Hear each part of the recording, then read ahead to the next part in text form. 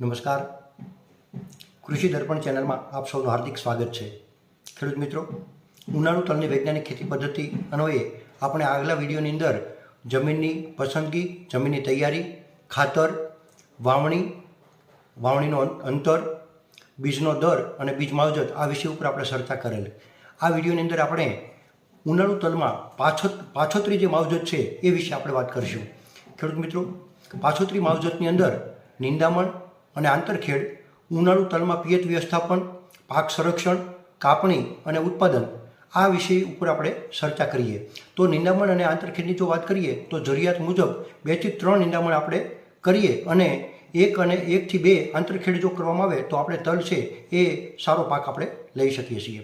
હવે મજૂરની જો અછત હોય તો સામાન્ય રીતે આપણે નિંદામણ નાશક દવાનો છંટકાવ ઉનાળામાં આપણે કરવાનું ટાળશું. એટલા માટે કારણ કે આપણી ઉનાળુ તલનું જે આયોજન છે એ આપણી અનુકૂળતા મુજબ ટૂંકમાં આપણે એમાં ખેતી કાર્યો કરી શકીએ છીએ.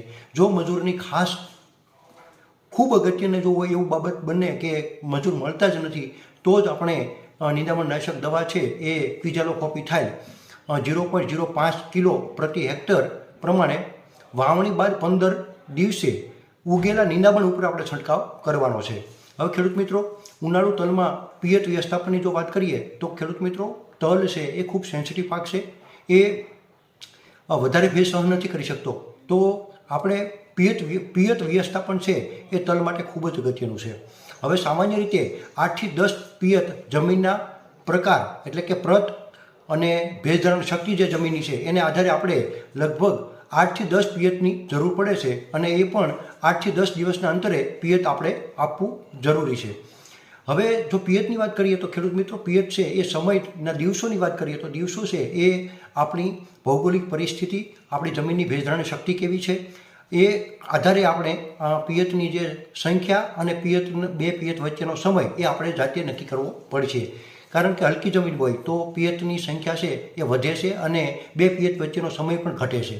તો આપણે પિયતની જે વ્યવસ્થા છે એ ખૂબ કાળજી રાખવાની છે. આપણી ભૌગોલિક પરિસ્થિતિ અને જમીનનો પ્રત અને પોત એનો બાંધો કેવો છે, બરાબર, જમીનનો પ્રકાર કેવો છે એને આધારે જ આપણે પિયતની સંખ્યા અને બે પિયત વચ્ચેનો સમય નક્કી કરીશું. હવે ખાસ કરીને આપણે સૌરાષ્ટ્ર વિસ્તારની જો વાત કરીએ તો પ્રથમ પિયત છે એ તલ ઉગ્યા પછી 6 દિવસે અને બીજું જે પિયત છે એ પ્રથમ પિયત આપ્યા બાદ 6 દિવસે ટૂંકમાં આપવું જોઈએ, જેથી બીજનો સારો એવો ઉગાવો મેળવી શકાય છે. હવે બાકીના જે 5 થી 7 પિયત જે છે એ જમીનના પ્રકાર અને જમીનની ભેજધારણ શક્તિને આધારે 8 થી 10 દિવસની ગાળે અંતરે આ બાકીના જે પિયત છે એ આપવા જોઈએ. ખેડૂત મિત્રો, ઘણી વખત પાળા ઢગ જો તલ ન થયા હોય તો એને તલને ડૂબે નહીં એ રીતે પિયત આપવું જરૂરી છે. જો તલ ડૂબી જાય તો એની ચીકાશ જતી રહેશે અને કારણે જે પાછળ જેના બેઢા બેસવા કે ફૂલ અવસ્થા અથવા તો રોગ વધે છે અને કારણે ઘણી વખત તલ છે ઉત્પાદન છે એ આપણે ધાર્યું મેળવી શકતા નથી. તો તલ છે એ પાળા ઢગ થયા પછી પિયત તમે જો આપો તો કોઈ વધારે પિયત અપાઈ ગયું તો કોઈ ટેન્શન નથી, પણ બીજું પિયત તલ જે નાના હોય છે 2.5 ઇંચના, તો એવા સમયે આપણે ખાસ ધ્યાન એ રાખવાનું છે તલને ડૂબે નહીં તે રીતનું પાણી આપવાનું છે. પાછળથી જે પાળા વધારે જો પાણી ભરાઈ ગયું હોય તો પાળો છે એ તોડી અને બીજા ક્યારામાં ટૂંકમાં પાણી જતું રહે એ રીતનું ટૂંકમાં આયોજન કરવું, જેથી કરીને ક્યારો આખો છલકાઈને ભરાઈ ન રહે. અને તલ છે એ સેન્સિટિવ પાક છે એટલે જેથી કરીને પછી પાછળથી એનો વિકાસ છે રૂંધાઈ જશે. તો પિયત આપવામાં ખાસ ધ્યાન રાખવાનું છે.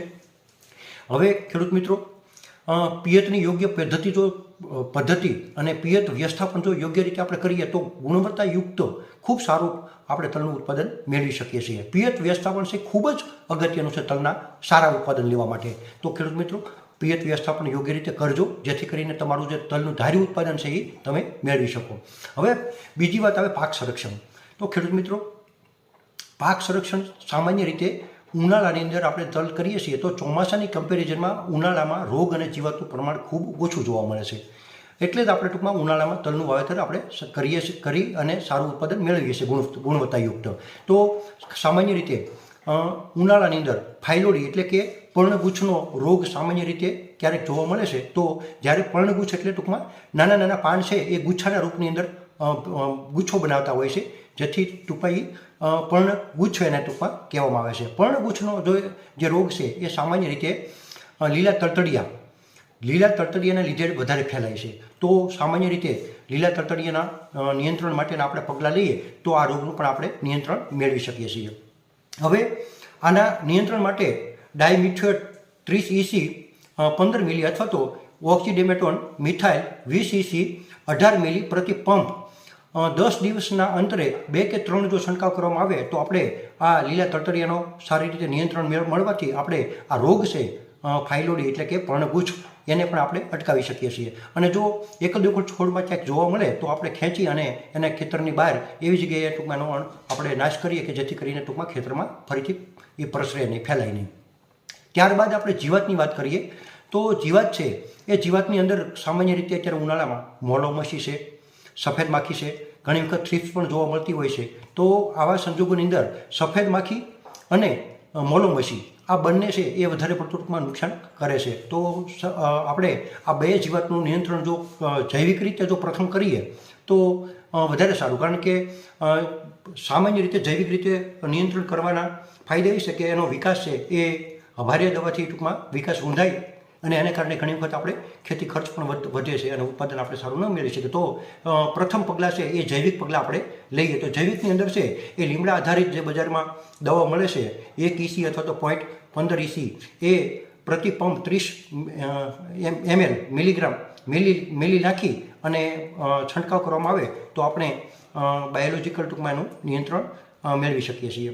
અથવા તો આપણે વર્ટિસિલિયમ લેકાની જે જૈવિક ફૂગ આવે છે એ ફૂગનો પાવડર છે એ 60 ગ્રામ પ્રતિ પંપ નાખી અને ભેજવાળું વાતાવરણ હોય તો જો એ છંટકાવ કરીએ તો પણ આપણે સુસ્યા જીવાતો ઉપર સારો એવો કંટ્રોલ મેળવી શકીએ છીએ. ત્યારબાદ કેમિકલ નિયંત્રણની જો વાત કરીએ તો છેલ્લે કે એમ લાગે કે હવે બાયોલોજિકલ કંટ્રોલ શક્ય નથી તો એવા સંજોગોની અંદર આપણે કેમિકલ નિયંત્રણ માટે ટાલ્ફેન પાયરાઇડ 15 EC 30 મિલી અથવા તો થાયામિથોક્ઝામ 25 WG 6 ગ્રામ પ્રતિ પંપ નો છંટકાવ કરી આ આપણે ચૂસ્યા જીવાત છે એ મોલોમસી અને સફેદ માખીનું સારું એવું આપણે નિયંત્રણ મેળવી શકીએ છીએ. તો ખેડૂત મિત્રો, જ્યારે પણ તમને આવા રોગ અથવા તો જીવાતનું ઉપદ્રવ જોવા મળે તો એની ક્ષમ્ય માત્રા વટાવે ત્યારબાદ જ આપણે સામાન્ય રીતે પહેલાં જૈવિક નિયંત્રણ અને પછી જ આપણે કેમિકલ નિયંત્રણ ઉપર, રાસાયણિક નિયંત્રણ ઉપર ભાર મૂકીશું. હવે ખેડૂત મિત્રો, કાપણીની વાત કરીએ તો તલનો છોડ છે એ આખો પીળો દેખાવ મળે અને પાન પીળા પડીને બધા ખરી જાય.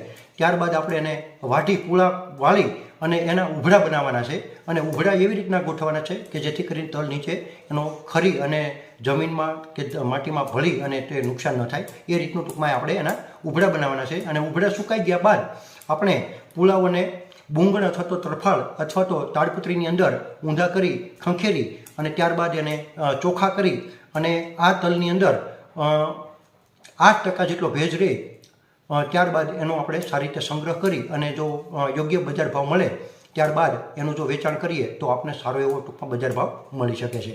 હવે ઉત્પાદનની વાત કરીએ તો ઉનાળુ તલનું ઉત્પાદન છે એ અંદાજે 1000 કિલોથી લઈ અને 1800 કિલો પ્રતિ હેક્ટર એનું ઉત્પાદન મળે છે.